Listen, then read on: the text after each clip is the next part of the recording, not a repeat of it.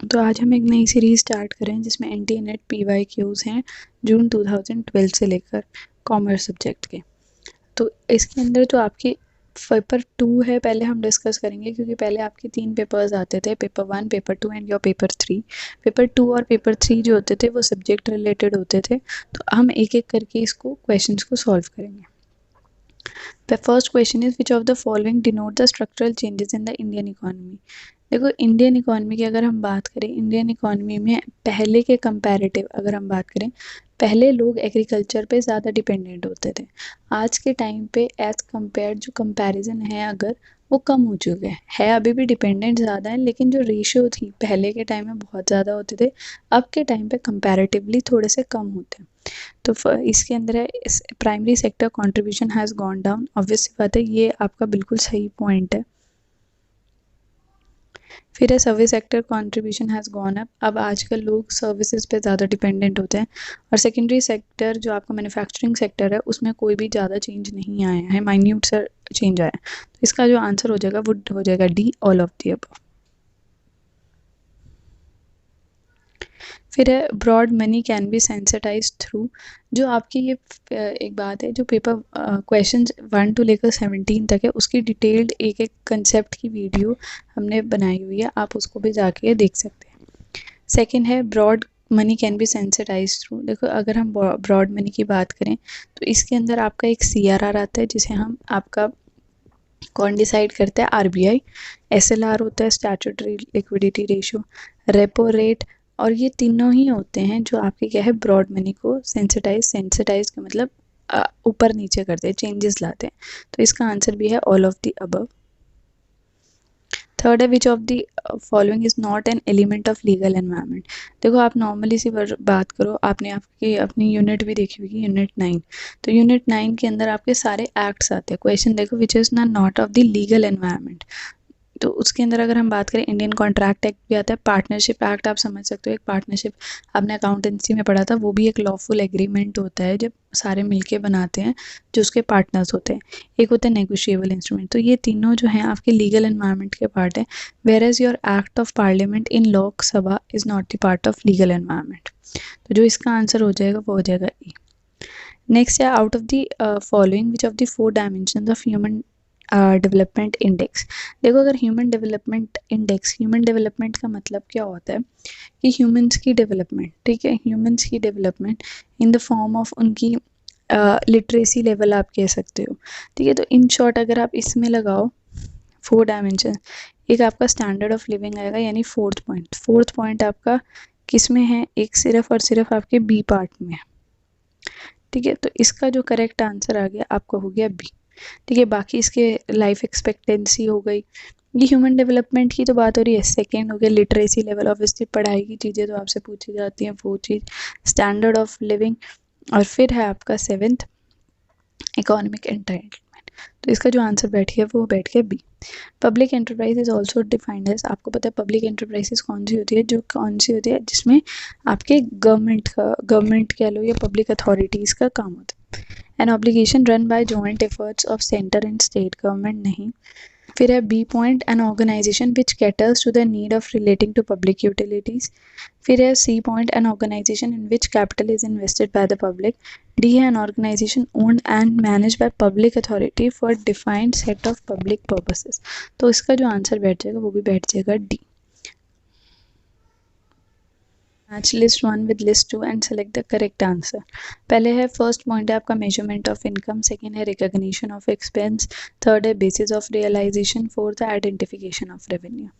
देखो, इसके अंदर अगर हम बात करें आपका बेसिकली आप कोई सा भी पॉइंट ले सकते हो। मेजरमेंट ऑफ इनकम लिया, लेट्स से आप इनकम को कैसे मेजर करते हो, जब आप उसके रेवेन्यू को मैच करते हो किसके साथ, एक्सपेंसेस के साथ।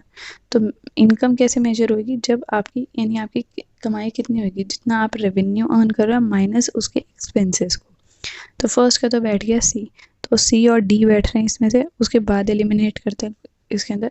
फिर आता है रिकॉग्निशन ऑफ एक्सपेंस, जो एक्सपेंस है, ठीक है, अगर हम बात करें एक्सपेंडिचर की या एक्सपेंस जो है, वो हम एक अकाउंटिंग पीरियड का दिखाते हैं। हम 2019 से 2020 से 21 तक का ईयर तक का एक्सपेंस दिखाते हैं।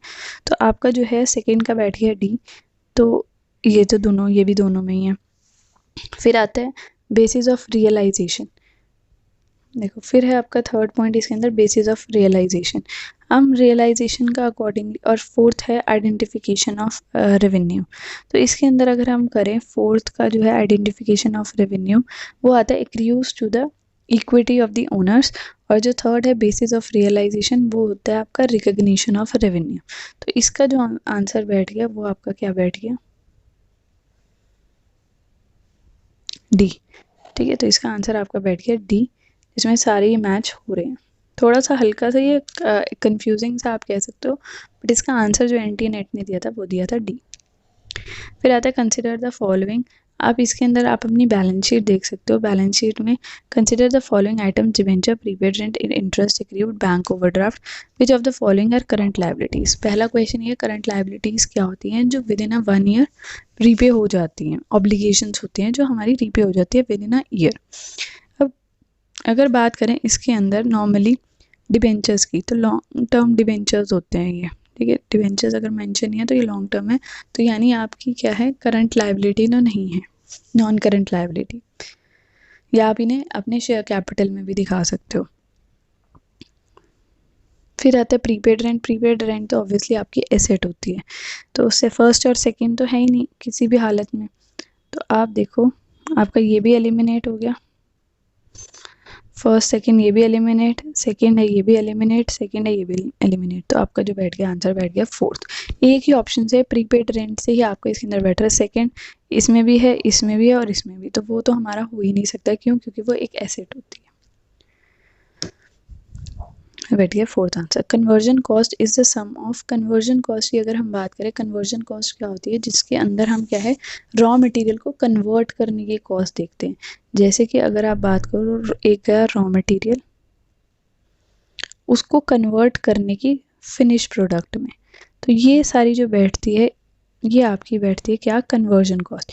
इसमें रॉ मटेरियल की कॉस्ट नहीं बैठती। ठीक है, इसमें सारी कॉस्ट किसकी बैठती है, सारी की सारी कॉस्ट जो है कन्वर्ट करने की। देखो तो indirect wages and factory overheads है, बी है direct wages, direct expenses, factory overheads, C है direct material cost and indirect wages, D है prime cost, selling and distribution overhead. तो इसके अंदर जो आपका करेक्ट आंसर आएगा वो आपका आएगा क्या, आपका B, direct wages, direct expenses और फैक्ट्री ओवरहेड्स। फिर आता है नाइन्थ एजर्शन रीजन का, premium received on issue of share is credit to share premium account but not in PNL account.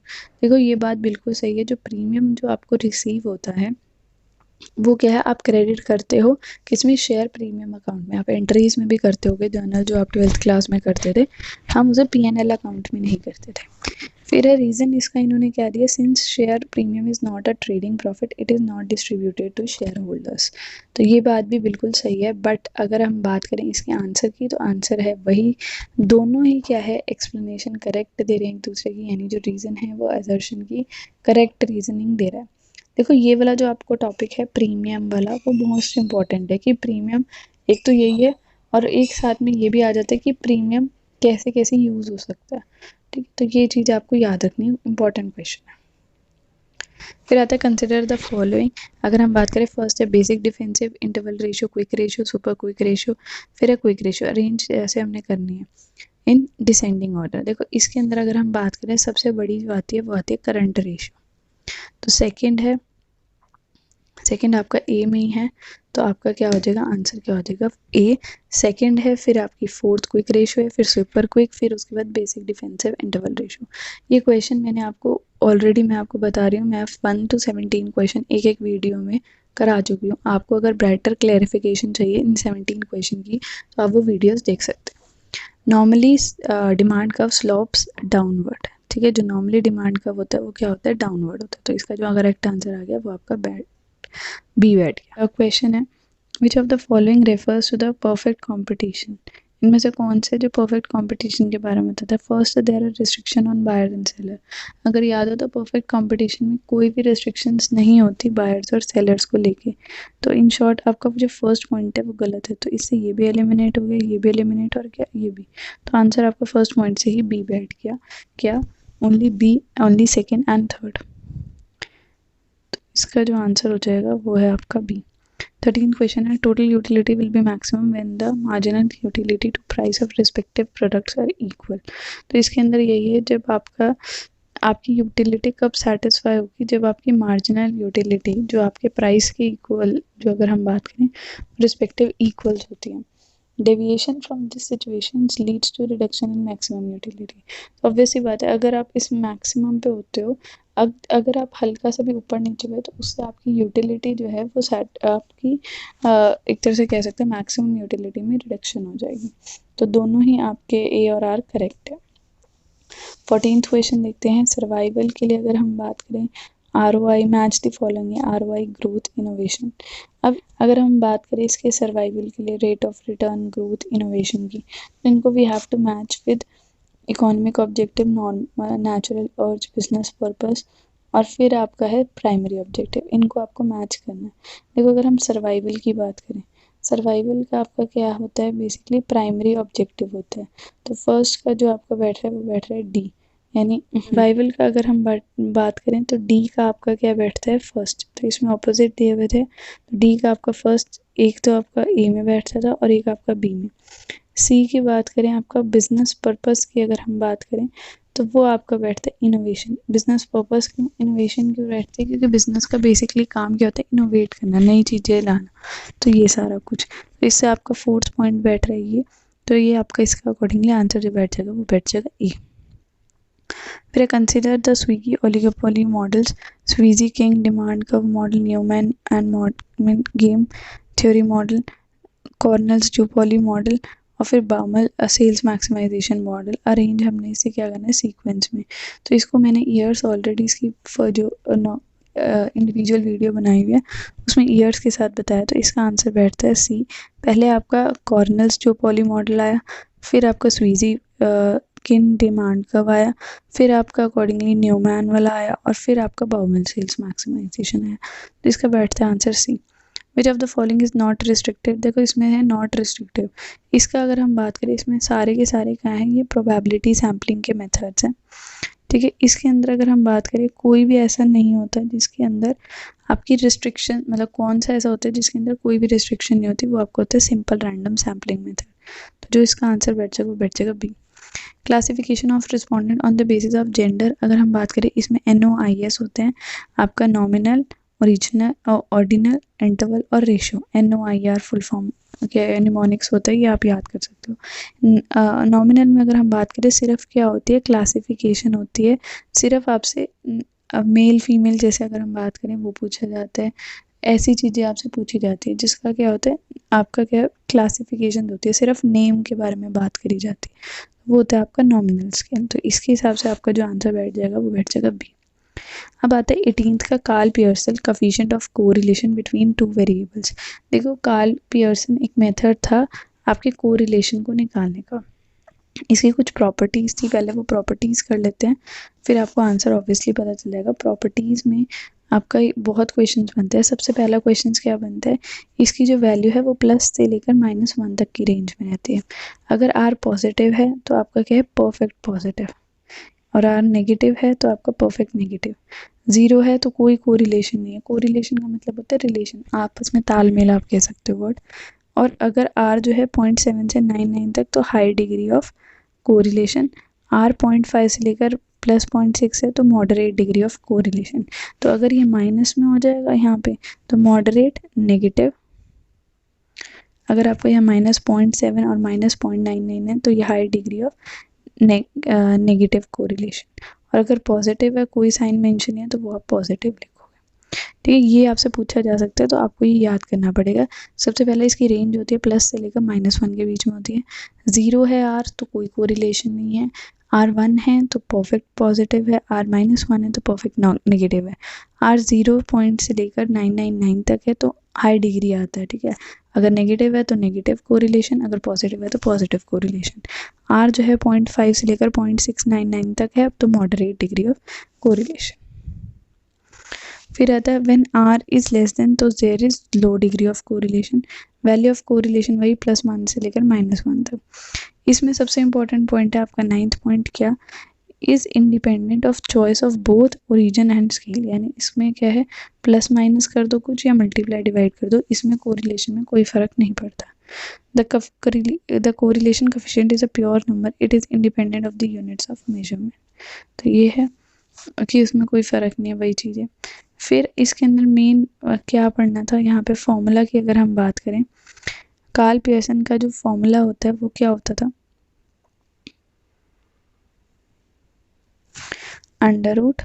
√BXY into BYX, ठीक है। R इज इक्वल्स टू, तो ये जो होते थे ये रिग्रेशन कफिशिएंट होते थे, उनका मल्टीप्लिकेशन और अंडर रूट जो होता था वो Karl Pearson coefficient of method का, कफिशिएंट ऑफ कोरिलेशन का आपका क्या होता था, फॉर्मूला होता था। देखो, the square root of one of the product of the regression coefficient BYX और BXY क्या होते हैं, रिग्रेशन कफिशिएंट होते हैं। इसमें एक और इम्पॉर्टेंट पॉइंट है साइंस का, इसमें जो है R का और R BXY BYX इन सब के साइन सेम रहते हैं। अगर ये पॉजिटिव है तो ये भी पॉजिटिव, तो ये भी पॉजिटिव, अगर ये नेगेटिव है तो ये दोनों भी नेगेटिव। ऐसा नहीं होगा कि एक पॉजिटिव एक माइनस, ऐसा कुछ नहीं होगा, दोनों के क्या रहेंगे आपके वही सेम साइन रहेंगे। फिर आता है statistical software for research is social science include SPSS, Stata, Minitab, all of the above। अगर हम इसका आंसर करें, इसका आंसर है all of the above। Minitab is a statistic package, MATLAB is a numerical computing, आपको पहले तो matrix laboratory ये याद रखना है, numerical computing environment and 4th generation computer program language. SPSS is statistical package for the social science, और STATS is a complete integrated statistical package that provides everything you need for data analysis, data management and graphics, और जो जो आपको चाहिए इसके। तो ये तो थे इसके सारे फॉर्मूला, सब कुछ था इसके, मतलब फुल फॉर्म्स वगैरह। फिर F test is use to significance the difference among the. देखो F टेस्ट जो होता है उसका अगर हम बात करें वो क्या करता है, एक 2 सैम्पल मीन का और उसका क्या देखता है, वेरिएंस ऑफ 2 सैम्पल्स। तो F टेस्ट आप हमेशा याद रखना 2 सैम्पल्स का होता है, क्या 2 सैम्पल्स का मीन और 2 सैम्पल्स का वेरिएंस। तो इसका जो आंसर बैठ जाएगा वो बैठ जाएगा आपका D। फिर है आपका ये बुक्स किसने दी है, अगर हम बात करें साइंटिफिक मैनेजमेंट की, ठीक है, यहीं आ जाओ, साइंटिफिक मैनेजमेंट की, वो आपका टेलर ने दिया था, ठीक है, याद होगा आपको इसके टेलर के सारे प्रिंसिपल्स भी टेलर ने दिया था। फिर जनरल और इंडस्ट्रियल एडमिनिस्ट्रेशन फ्योल ने दिया था, जिसमें आपके उसने 14 प्रिंसिपल्स दिए थे फ्योल ने, ये था। फिर आपका साइंटिफिक मैनेजमेंट तो मैंने बता दिया कि आपका टेलर ने दिया था। फिलॉसफी ऑफ मैनेजमेंट आपका ओलिवर शेल्डन ने दिया था। Practice of management Peter F Drucker ने दिया था। ये सारे कुछ कंसेप्ट थे, ये आपको याद करने हैं। अब आपको इसमें से ये बताना है शॉप फंक्शनल फोरमैन किसे कहते थे, कौन किस टॉपिक ने बोला है, इसके बारे में हिंट दे देती हूँ, टेलर और हेनरी में से ये है। तो आपको ये एक बार याद बताने कि आपका ये किसने दिया था, तो इसके अकॉर्डिंग इसका आंसर बैठ जाएगा B, तो आप देख लीजिएगा। फिर है identify the correct sequence of steps involved in planning. देखो, अगर प्लानिंग करनी है सबसे पहले आप क्या करोगे, आप सबसे पहले क्या करने की कोशिश करोगे, देखो इसमें आप ना पहले एलिमिनेट करने की कोशिश करा करो। जैसे इसमें फर्स्ट दिया हुआ है selecting the best course of action, अच्छा। थर्ड दिया हुआ है एस्टेब्लिशमेंट ऑफ ऑब्जेक्टिव, और फिर है आपको फिफ्थ दिया हुआ है इवेल्युएटिंग ऑल्टरनेटिव कोर्सेज, और फिर है आपको थर्ड आपका दिया हुआ है एस्टेब्लिशमेंट ऑफ ऑब्जेक्टिव। देखो आप इसमें से ये तो कह सकते हो, आप डिटरमाइनिंग तो नहीं करोगे, determining alternative courses of actions, तो इसका 5th पॉइंट तो हट गया, ठीक है। अब बात करोगे evaluating alternative courses of action, evaluate करना, और एस्टैब्लिशमेंट ऑफ द ऑब्जेक्टिव अगर हम बात करें थर्ड पॉइंट मेन रहेगा, तो ये आपका B और D में बैठ रहा है। तो इससे आप देखो इसके अंदर फिर बैठ रहा है थर्ड के बाद fifth determining alternative of courses. पहले आप ऑब्जेक्टिव करोगे, फिर आप ऑल्टरनेटिव कोर्सेज ऑफ एक्शंस देखोगे, फिर आप इवेल्युएट करोगे एक एक को, और फिर आप क्या करोगे, फर्स्ट जो है selection of best course of action, और फिर आप सेकेंड सीक्वेंस ऑफ एक्टिविटीज। तो इसका जो आंसर है वो आपको बैठेगा D। फिर one can sure about future course of action by making good plans, reason है planning bring certainty in the future course of actions of an organization. देखो अगर हम 23rd क्वेश्चन की बात करें, वन कैन बी श्योर, एक तो ये चीज़ मान लो प्लानिंग करने का मतलब ये नहीं कि 100% श्योरिटी, कई बार अनफोर्सीन इवेंट्स ऐसे आ जाते हैं कि आपके जो एक्शंस हैं वो चेंज हो जाते हैं, तो इसके लिए आपका जो ए है वो तो इनकरेक्ट है, बट आर की अगर हम बात करें वो करेक्ट है। क्यों? क्योंकि प्लानिंग से क्या होता है, आप भी सोचो, आप प्लान कर लेते हो हम ऐसे ऐसे ऐसे पढ़ेंगे, तो आपका क्या है, सही रहता है हिसाब, ठीक है, कि आप आराम से करते रहते हो। वेयरएज़ आप ये कहो कि मैं नहीं ऐसे का ऐसे करूँगा, कई बार कुछ ऐसे सर्कमस्टेंसेस भी हो सकते हैं, आपकी बीच में तबीयत खराब हो सकती है, आपको कहीं जाना पड़ जाता है, तो आपकी जो प्लानिंग है वो शिफ्ट हो जाती है, आप श्योर नहीं हो सकते, ठीक। तो इसका आपका आंसर बैठ गया ए। फिर according to Keith Davis which one of the following is a barrier of communication. तो इसके अंदर आपको याद देखना है, आपका ये होमवर्क है, कीथ डेविस ने कौन सा दिया था आंसर है इसके अंदर, टेक्नोलॉजिकल बैरियर्स, जो उसमें से नहीं थे आपके कीथ डेविस में से। फिर while establishing a relation between Maslow and Herzberg theory, which needs of hierarchy will fall under the hygiene factors। देखो इसके अंदर है, अगर हम बात करें इंटर रिलेटेड है, इसके साथ साथ आप एक होमवर्क और देख लो, इसमें ERG थ्योरीज भी होती हैं, ठीक है। तो ERG की जो थी उसके अंदर आपको ये बताना है कि ये कैसे कैसे रिलेटेड थे, क्या एग्जिस्टेंस थी, क्या रिलेटेडनेस थी, क्या ग्रोथ थी। तो इसके अंदर अगर हम बात करें, ये जो है एस्टीम और सेल्फ, ये है मोटिवेटर्स का काम करते हैं, whereas belonging, love and love, safety, security, basic psychological needs, ये हाइजीन फैक्टर्स के होते हैं। तो क्वेश्चन में हमसे क्या पूछा हुआ है,